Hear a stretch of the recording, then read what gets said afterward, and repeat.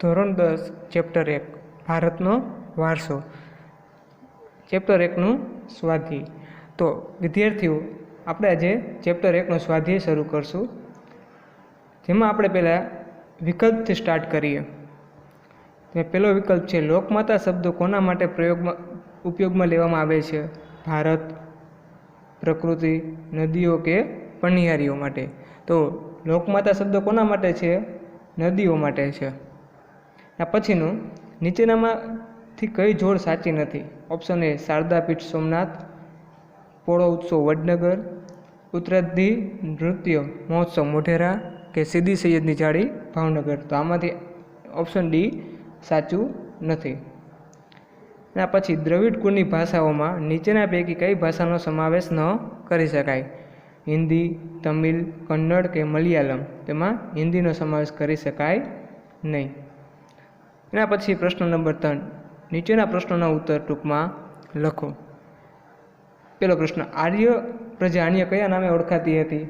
તો જ્યારે આપણે ચેપ્ટરમાં આર્યો વિશે માહિતી મેળવી હતી, ત્યારે પહેલા જ પ્રશ્નમાં એવો જવાબ આપણે મળ્યો કે ભારતની આર્ય સભ્યતાના નિર્માતાઓ આર્યો નોર્ડિક નામે ઓળખાતા હતા। પછી એના પછી નેગ્રીટો એટલે કે હબસી પ્રજા વિશે ટૂંકમાં માહિતી આપો। તો જો નેગ્રીટો હબસી વિશે, તો નેગ્રીટો અથવા નિગ્રો જાતિ હબસીઓ ભારતમાં સૌથી પ્રાચીન નિવાસીઓ છે। કેટલાક ઇતિહાસકારો આવું માને છે। તે કયા રસ્તે થઈને ભારત આવ્યા હતા? કે આફ્રિકામાંથી બલુચિસ્તાનના રસ્તે થઈને ભારત આવ્યા હતા।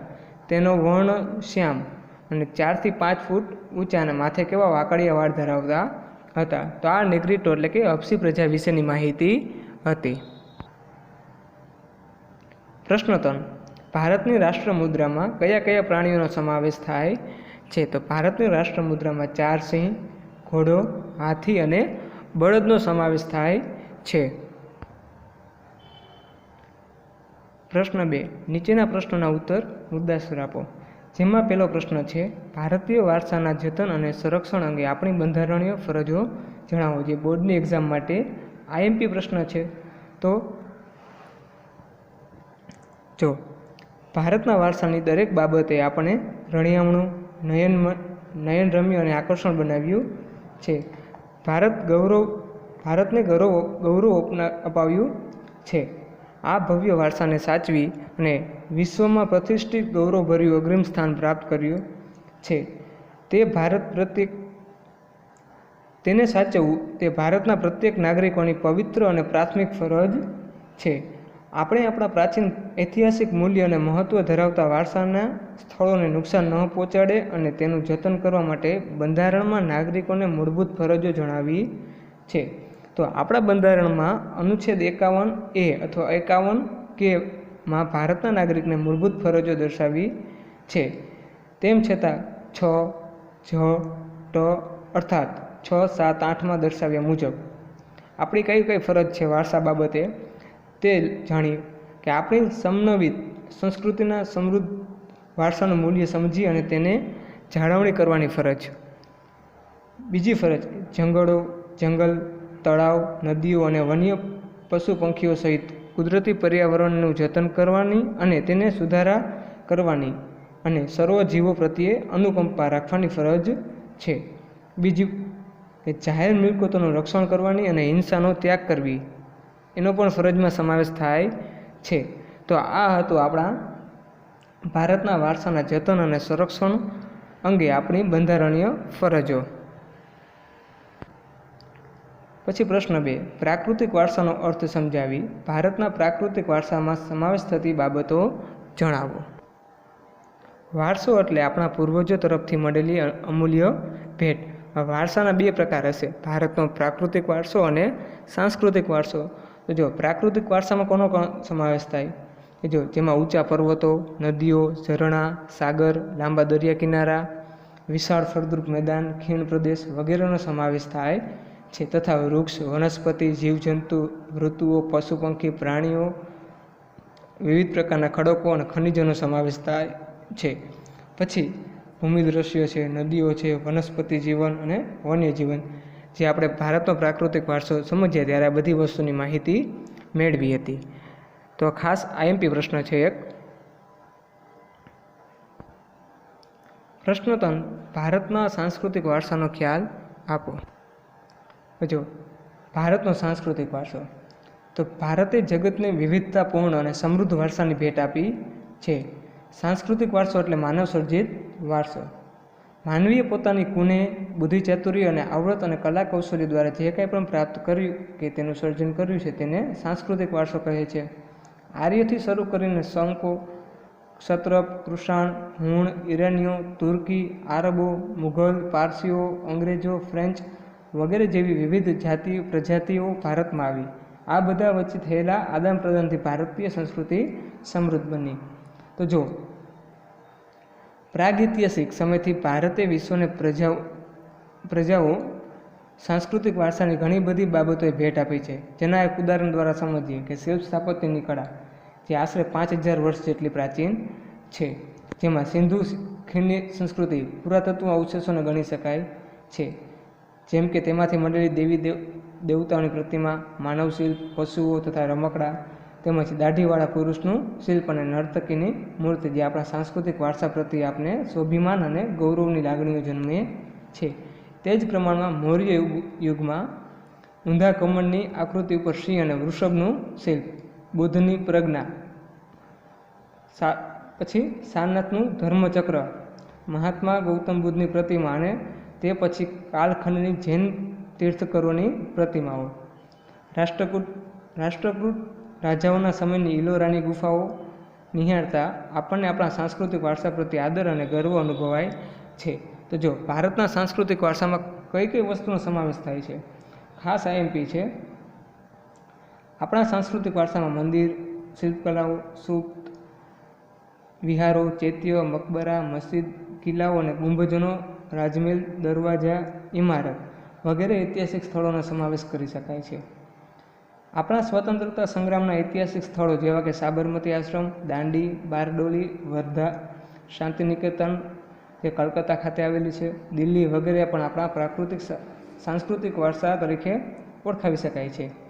પછી આગળ ભાષા, લિપિ, અંકો અને શૂન્યની શોધ, ગણિત, પંચાંગ, ખગોળ, લોખંડ, સાહિત્ય, ધર્મ, યુદ્ધશાસ્ત્ર, રથ, રાજ્યશાસ્ત્ર, પ્રાણીશાસ્ત્ર, વનસ્પતિશાસ્ત્ર, વાસ્તુશાસ્ત્ર, ધર્મ, ન્યાયતંત્ર, પર્યાવરણ, સુરક્ષા આદિ મહત્ત્વની શોધ ભારતમાં થઈ હતી. તો આ ભારતના સાંસ્કૃતિક વારસા. હવે જો પ્રશ્ન છે નહીં પણ એક્ઝામમાં પૂછી શકાય તેવો આઈએમપી પ્રશ્ન છે, ગુજરાતનો સાંસ્કૃતિક વારસા. તમને એમ પ્રશ્ન પૂછે કે ગુજરાતના સાંસ્કૃતિક વારસા વિશે માહિતી આપો. તો ગુજરાતના સાંસ્કૃતિક વારસાની માહિતીમાં જુઓ, સાંસ્કૃતિક, પૌરાણિક અને પુરાતત્વ મહત્ત્વના ધરાવતા સ્થળોમાં લોથલ, જે ક્યાં આવે છે, ધોળકા તાલુકા એટલે કે અમદાવાદ, રંગપુર, લીંબડી તાલુકો, સુરેન્દ્રનગર, પછી ધોળાવીરા તે કચ્છ જિલ્લામાં આવે છે, રોજડી અને શ્રીનાથગઢ રાજકોટ જિલ્લા વગેરે મુખ્ય છે.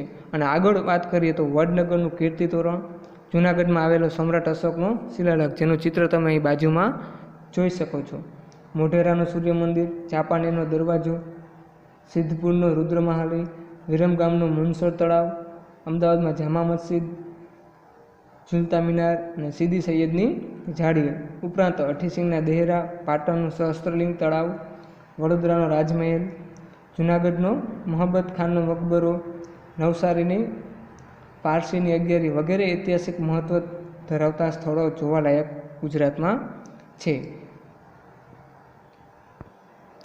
હજી આગળ વાત કરીએ તો ધાર્મિક મહત્ત્વ ધરાવતા સ્થળોમાં દ્વારકાધીશનું મંદિર અને જગતગુરુ શંકરાચાર્યનું શારદાપીઠ અને 12 જ્યોતિર્લિંગ પૈકીનું એક સોમનાથ મંદિર. ઉત્તર ગુજરાતમાં અંબાજી જે ક્યાં આવે છે, બનાસકાંઠા જિલ્લામાં. પછી બહુચરાજી જે મહેસાણા જિલ્લામાં આવે છે, અને મહાકાલી માતાજીનું મંદિર જે પાવાગઢ પંચમહાલ જિલ્લામાં આવે છે, અને મીરાદાતાર ઉનાવા જે મહેસાણા જિલ્લામાં આવે છે. પછી જૈન તીર્થ પાલિતાણા જે ભાવનગર જિલ્લામાં છે, રણછોડરાય મંદિર ડાકોર જે ખેડા જિલ્લામાં છે, અને શામળાજી અરવલ્લી વગેરે તીર્થ સ્થાનો આપણા ગુજરાતમાં આવેલા છે.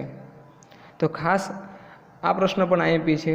અને બીજું ગુજરાતના મેળાઓ, એક માર્કમાં તમને પૂછી શકે કે મોઢેરાનો મેળો ક્યાં ભરાય છે, તો મોઢેરા મહેસાણા. પછી તરણેતરનો મેળો ક્યાં ભરાય છે, તરણેતર સુરેન્દ્રનગર. પછી ભવનાથનો મેળો ક્યાં ભરાય, તો કે ગિરનાર જૂનાગઢ. માધવપુરનો, તો કે પોરબંદર, આ વગેરે મેળાઓ વિશે આપણે વાત કરી હતી. તો ખાસ એકવાર વાંચી લેવું. પ્રશ્ન 1 કે સવિસ્તાર લખો. આર્ય અને દ્રવિડ પ્રજાની વિગતો આપ. જેમાં પહેલી પ્રજા આર્ય વિશે આપણે માહિતી મેળવીશું. આપણે જ્યારે ચેપ્ટર સમજાવ્યું ત્યારે બધું એકવાર આપણે સમજી લીધું હતું. હવે પાછું એકવાર સ્વાધ્યાયમાં પ્રશ્ન છે એટલે પાછું એકવાર રિવિઝન કરીએ એટલે આપણે આવડી જાય. ભારતની આર્ય સભ્યતાના નિર્માતા આર્યો, જેને કયા નામે ઓળખાતા હતા? નોર્ડિક નામે ઓળખાતા હતા. પ્રાચીન કાળમાં હિન્દુઓ આર્યો કહેવાતા હતા. તેઓની મુખ્ય વસ્તી કયા પ્રદેશમાં હતી? જે પ્રદેશમાં હતી તે પ્રદેશને આર્યવ્રત કહેવામાં આવતું હતું અને આર્યવ્રત નામ આપ્યું હતું. પ્રાચીન સમયમાં પ્રથમ આર્ય વસ્તી વાયવ્ય ભારતમાં આવી હતી. ત્યાં 7 મોટી નદીઓ વહેતી હોવાના કારણે તેમણે તેને સપ્ત સિંધુ નામ આપ્યું. પછી આર્ય વિશે આગળ પ્રશ્નમાં લખીએ તો આર્ય પ્રકૃતિ પ્રેમીઓ હતા. તેઓ વૃક્ષ, પહાડો, સૂર્ય, વાયુ, નદી, વરસાદ વગેરેની પૂજા આરાધના કરતા હતા. તેમણે આ દરેક શ્રુતિઓ એટલે કે ઋચાઓની રચના કરી હતી.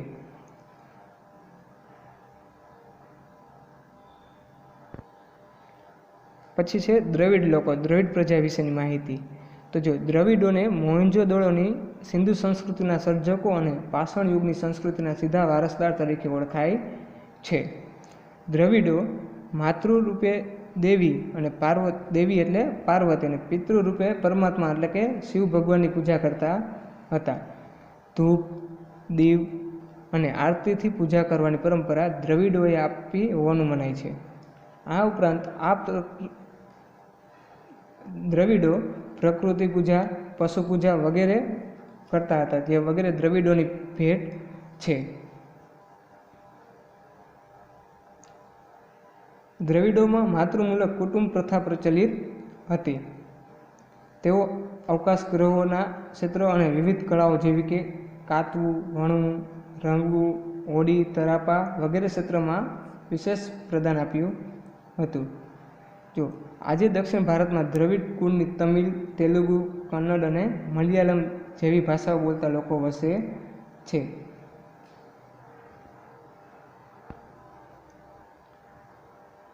પ્રશ્ન બીજો, સંસ્કૃતિનો અર્થ આપી વિગતો સમજાવો. તો એનો જવાબ છે સંસ્કૃતિ એટલે જીવન જીવવાની રીત. દેશ કે સમાજમાં કાર્યક્રમે બદલતા સંજોગો અનુસાર જનજીવનમાં આવતા પરિવર્તનો, સુધારા, સામાજિક નીતિ, રીતિ ઇત્યાદિ વગેરે ભિન્ન ભિન્ન સમાજોથી સંસ્કૃતિ બને છે.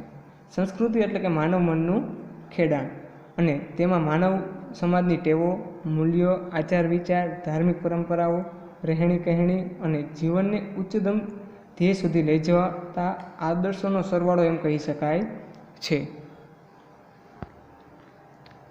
પ્રશ્ન 3 વિશે આપણે અગાઉ માહિતી મેળવી લીધી હતી. ગુજરાતનો સાંસ્કૃતિક વારસાને સવિસ્તાર સમજાવો. તો અહીં તમારું ચેપ્ટર 1નું સ્વાધ્યાય પૂરું થાય છે.